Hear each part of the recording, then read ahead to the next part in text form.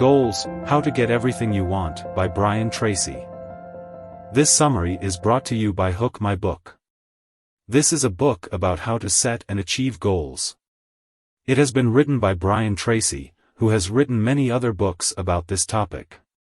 Tracy divides the book into 7 sections and includes 12 steps in each one. The steps include things like determining one's strengths and values, building self-esteem, and overcoming difficulties. The book also includes a mental fitness program that helps readers become the kind of person who can achieve any goal. The successful person is always focused on their goals and always looking for ways to achieve them. Successful people know what they want and are not distracted by anything else. Without goals, you may drift or flow with the current. With clear goals, you can step on the accelerator and achieve more. Living without clear goals is like driving in a thick fog. No matter how powerful or well-engineered your car, you drive slowly, hesitantly, making little progress on even the smoothest road. People don't set goals because they don't know how, they don't know that goals are important, or they're afraid of failure. People are afraid that if they set a goal and are not successful, others will criticize or ridicule them. This is one of the reasons why, when you begin to set goals, you should keep your goals confidential.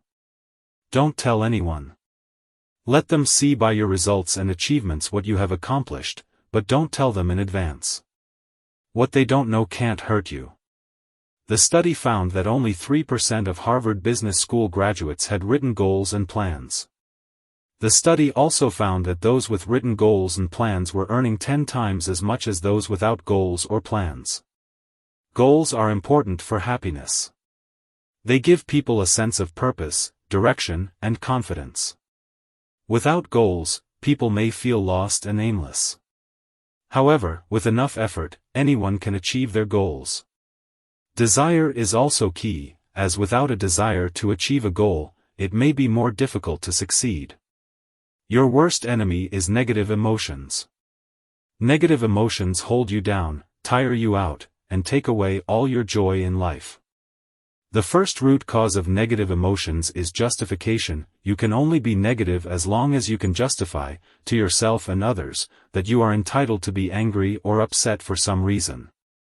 Once you stop justifying, you become a more positive and effective person. The 4 causes of negative emotions are rationalization, blaming, over-concern, and hypersensitivity. Accepting responsibility is the antidote. As Eleanor Roosevelt said, no one can make you feel inferior without your consent. You should stop blaming others and refusing to take responsibility for your own actions. This will help you control your emotions and live a happier life. The author explains that it is up to you to determine your goals and to work hard to achieve them. He also advises you to accept responsibility for your own life and to think about your locus of control, how much control you feel you have in your life. This will help you to feel positive and confident. The biggest single obstacle to setting goals is self-limiting beliefs. These are areas where you believe yourself to be limited in some way. You may believe yourself to be inadequate or inferior in areas such as intelligence, ability, talent, creativity, personality, or something else. As a result, you sell yourself short. By underestimating yourself, you set either no goals, or low goals that are far below what you are truly capable of accomplishing. Imagine no limitations. The main difference between high achievers and low achievers is that high achievers are always moving and busy, while low achievers mostly just have good intentions but never take any action. To become a high achiever, you need to have goals and take action on them immediately. The key to happiness is to have goals and ideals that you are passionate about. When you have these goals and ideals, you will be happier and more positive.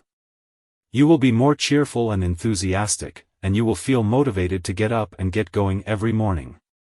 Resolution: make sure to think about your ideal future most of the time and remember that the very best days of your life lie ahead. When people become leaders, they have a different mindset than the average person. Leaders have a clear idea about what they want and what they stand for, and they have a positive attitude towards life. Leaders also have high expectations for themselves and for others, so they are always looking for the best in everything. Leaders take action based on their beliefs and expectations, and their attitude helps them to see the best in others. Aristotle believed that the ultimate aim of human life is to achieve happiness. People are happiest when what they are doing on the outside is congruent with their values on the inside. To clarify your values, you need to think about what is important to you in life and organize your life around these values. When you are living in alignment with your values, you will automatically feel happy and positive. You should also trust your intuition and watch your behavior to determine whether or not your values are being followed. Your heart's desire is to be happy and achieve success. You should aim to live your life in a way that is congruent with your highest ideals, and that raises your self-esteem. Your aim should be to deliberately and systematically create the circumstances that raise your self-esteem in everything you do. You should live your life as if you were already the outstanding person that you intend to be sometime in the future. The most important thing is to live by your values and be true to yourself.